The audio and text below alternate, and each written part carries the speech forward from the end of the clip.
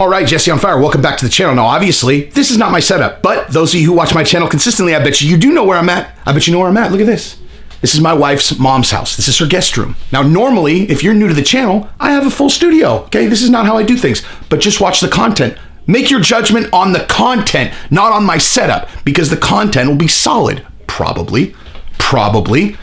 But anyway, so today we are going to talk about the KHAMZAT CHIMAEV and Leon Edwards fight and how no one has any idea what's going to happen and how no one can realistically break this fight down, okay? I've been hearing a lot of people like, I think it's ridiculous that anybody thinks this and that. I think it's ridiculous that anybody thinks and I'm like, okay, I can tell you objectively, there is no way for you to know, okay? There's no way for anyone to realistically have a confident breakdown of that fight. We're going to talk about that. Also, okay, in advance of talking about that fight, I just realized that March 2021 might be the most stacked month I've ever seen for UFC fights, okay? Like, seriously, it's ridiculous. The fights, I mean, at least where they're not like doing like, UFC 200 and they're like intentionally, but just in terms of like, oh, here's some random month, look at the fights that are all in this month. It's unreal. I literally just found it this morning and I was like, oh my gosh, I had no idea all these people were fighting next month.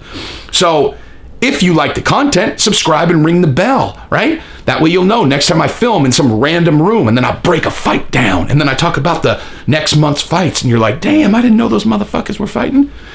Anyway, all right, so let's do this thing. So first, let me run through the fights that are in March just because it's bananas, okay? So UFC 259 is March 6th. That is Jan Blachowicz against Israel Adesanya. Bananas fight, obviously. Speed, agility, precision against ridiculous power. Up a weight class. Amanda Nunes versus Megan Anderson. I mean, the greatest female fighter of all time. Knockout artist, killing machine against Megan Anderson, who's big as fuck.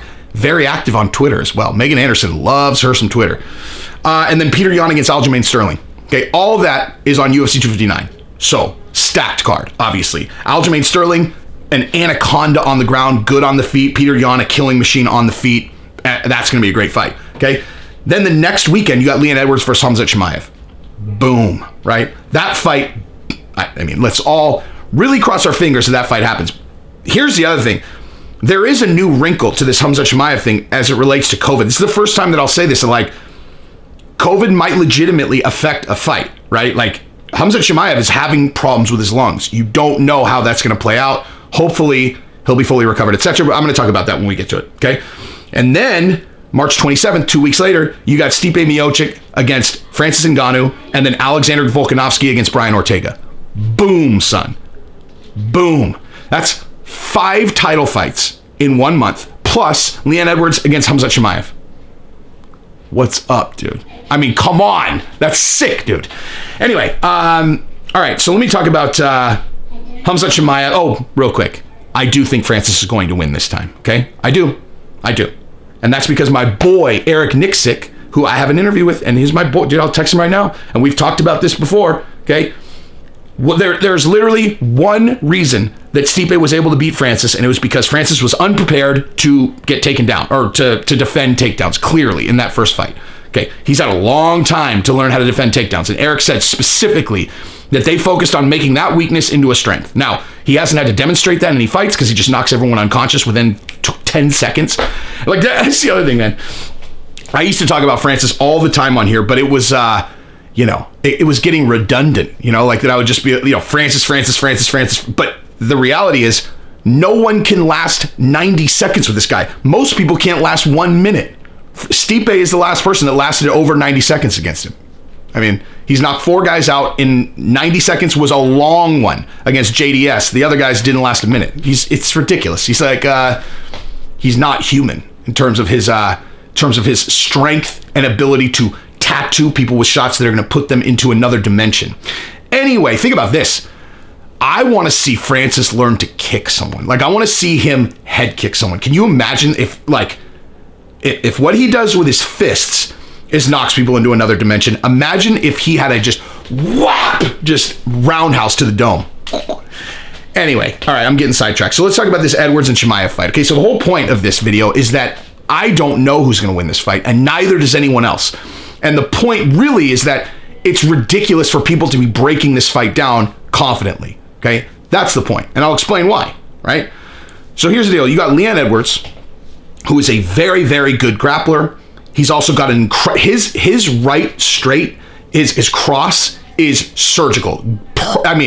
Precise, comes out of nowhere. Bah, every time I watch, every time he throws that punch, I'm like, man, that thing comes out of nowhere. He has no giveaway, like absolutely no telegraph, nothing. His right cross is, I believe, yeah, he's right-handed, right? I'm pretty sure he's right-handed, but yeah, his cross is ridiculous, right? He's very, very well-rounded. He's very, very good wrestler, etc. So people are doing the thing where they're going, oh, how is KHAMZAT CHIMAEV? The smart money's obviously on Leon. Like, Leon's great. He's won 8 in a row. He's True, right? That's true. Okay. We have no idea how good KHAMZAT CHIMAEV is. That's the thing. Okay. The reason that we can't break this fight down is because we have no idea how good KHAMZAT CHIMAEV is. We don't know how good he is on the ground. We know he's really good on the ground, but he hasn't fought any top level opponents. We have no idea what he looks like on his feet. Absolutely none. Okay. The only time that he has demonstrated anything on his feet, he knocked a dude out with one shot. Okay. Now, I know that that's really dramatic for like new fighters or new fight fans. They're all, dude, he's going to kill him. He's got one shot knockout power. It's like, okay, well, yeah, that's not really how this works. As a matter of fact, that's not how this works at all. Okay. Just because he goes out and he knocks out a dude who is completely unprepared to defend against strikes, what does that have to do with Leon Edwards? Okay. Now Leon Edwards knows he can strike. So it's not going to come out of nowhere. Also, Leon Edwards is a tremendously better opponent, right? So when you're the X factor and the reason why you can't call this is because KHAMZAT CHIMAEV might be the next best welterweight like ever, because he's 8-0 and he's annihilated everybody that he's fought.